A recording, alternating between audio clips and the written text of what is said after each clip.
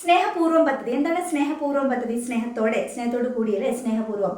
മാതാപിതാക്കൾ ഇരുവരും മരിച്ചു പോയതോ മാതാപിതാക്കളിൽ ഒരാളെങ്കിലും മരിച്ചു പോവുകയും മറ്റേ ആൾക്ക് വേണ്ടത്ര ആരോഗ്യസ്ഥിതി ഇല്ലാതിരിക്കുകയും ചെയ്താൽ അവരുടെ മക്കൾക്കുള്ള സഹായ പദ്ധതിയുടെ പേരാണ് സ്നേഹപൂർവ്വം പദ്ധതി.